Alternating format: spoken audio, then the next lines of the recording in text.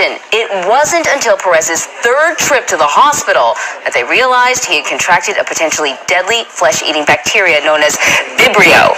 Now, the bacteria can be contracted during the summer months from salty water.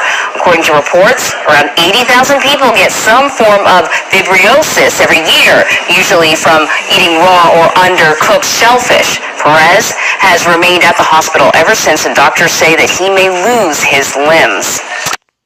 Health experts are trying to raise awareness about a life-saving technique at everyone's fingerprints. That's crazy. Hold on, let me play that. A man in New Jersey. Let me bring this over here. This dude, this is his situation right now, tied up to some fucking machines for crabbing. And she just said that a common way that people contract bacteria like these is consuming undercooked shellfish. Holy fuck. And you people with your shrimp cocktails and your crab cocktails, and you want to be eating. Man, I don't have nothing to say about that except if you look, if the only thing I gotta say about that is that if you know very well you shouldn't be eating that shit, all right? You Israelites, you Negroes, Latinos, and Native Americans, you Hispanics, okay? Everyone else, the foreigners. If you know that those scriptures about what not to eat from the waters, but you eat it anyway because you want to be hard-headed because, oh, it tastes delicious, is a delicacy, then you got what you deserve. You know, this man, I can't judge this man. I don't know what he knows or does not know, but I'm using this as an example of, look, this is what happened because he wanted to go fish for crab for an abomination. Okay, so it wasn't clear whether he got this flesh-eating disease because he got infected, because he got bit by a crab or something, because it said wild crabbing, or if he swallowed some water, or if he ate those actual crabs that he caught. It doesn't really specify, but the point is, those are the results of his actions. And that happened here in New Jersey. I saw this one yesterday. A brother posted it in the group chat. Okay, so that was the YouTube. I want to bring out the Florida. Okay, so Florida. All right, so here it is. State of emergency declared for parts of Florida. Toxic menace threatens both humans and animals. Okay, I'm going to play this for you. And if you look at the picture, you might have an idea of what's happening in Florida. Okay? Florida's getting fucked up. All right? And it's only the beginning because hurricane season only just started. And hurricane season just started. And there's a lot more to come. All right? Not just for Florida, but for everywhere. All right? So you people that live in Florida and that you got to deal with this, you know, maybe make videos on these pestilences that's happening. Record with your cell phones. Report what's happening. Even if you're not a prophet, you don't got to prophesy. Just report this is what's happening. You know, because it's helpful when we get information from the people that are there in the flesh that, you know, just regular people. Because then we can cross-reference information.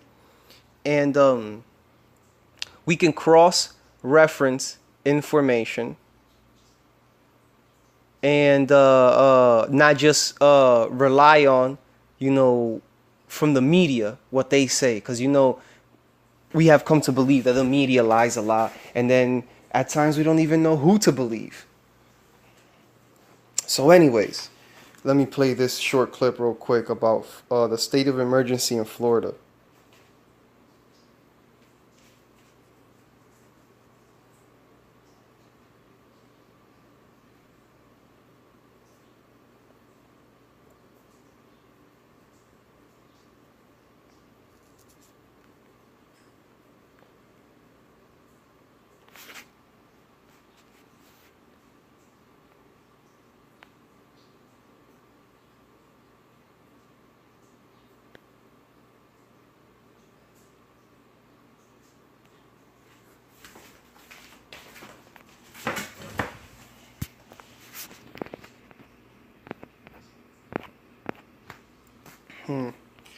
think it's not playing.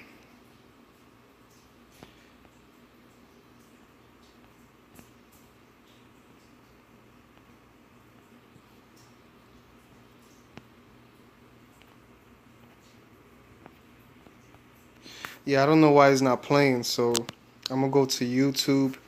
Maybe I can find a quick news clip in YouTube.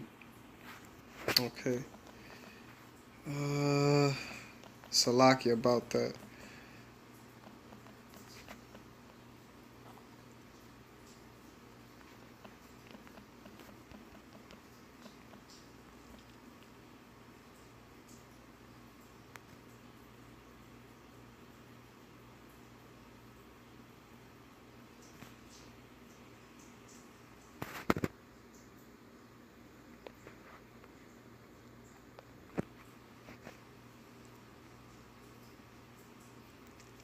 Okay, here we go.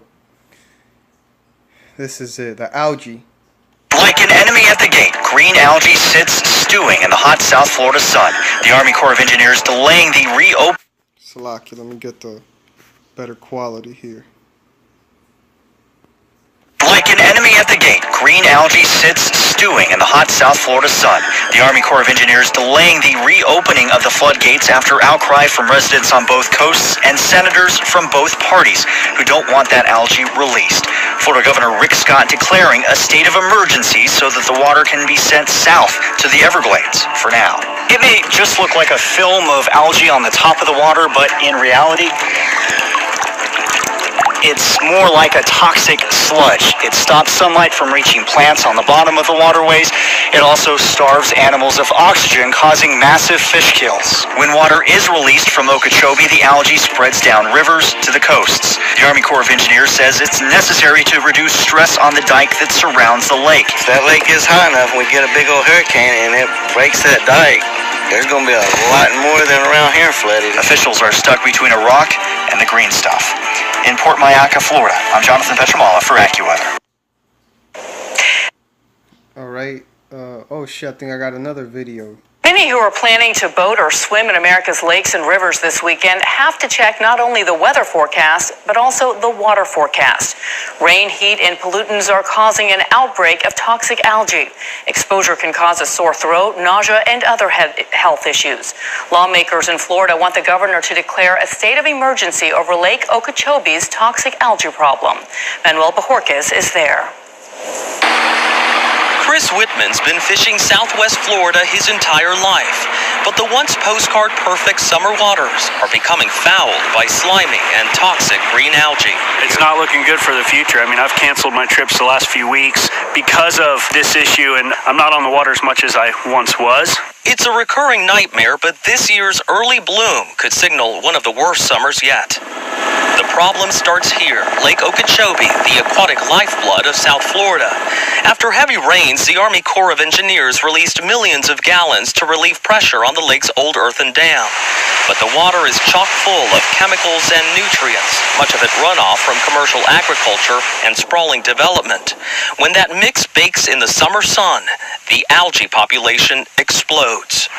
Biologist John Casani has been collecting samples and warning about the health hazards. The toxins the cyanobacteria produce are incredibly potent. They affect liver function.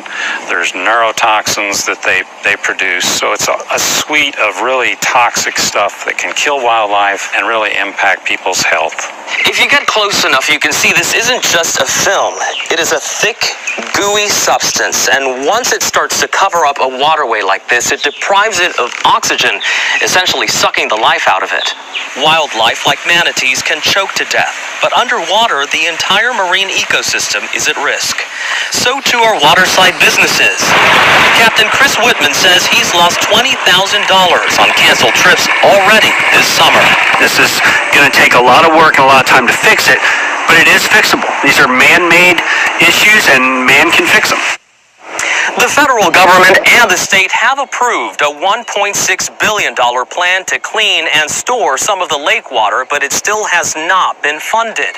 Even the private sector is stepping in, offering a $10 million reward to whoever comes up with the best plan to fix the problem here, because the algae has already been spotted in as much as 90% of Lake Okeechobee. Diana? And they clearly have their work cut out for them. Manuel Bajorquez, thank you. And those people, they seem hopeful, but in my eyes, they're all fucked. He said a man-made problem, so it is fixable. Okay, a man-made problem with that man just keeps making worse with more man-made problems. I mean, really, if you wanna fix these man-made problems, you have to destroy these man-made systems that are in place that are destroying the environment. All you're gonna do is just put a Band-Aid on it and then have more problems down the line. Because if it's not that, it will be something else because of these man-made systems. So that was that on that. And I wanted to bring out one more thing. Actually, no, that was it on that. So that was it. I just wanted to bring out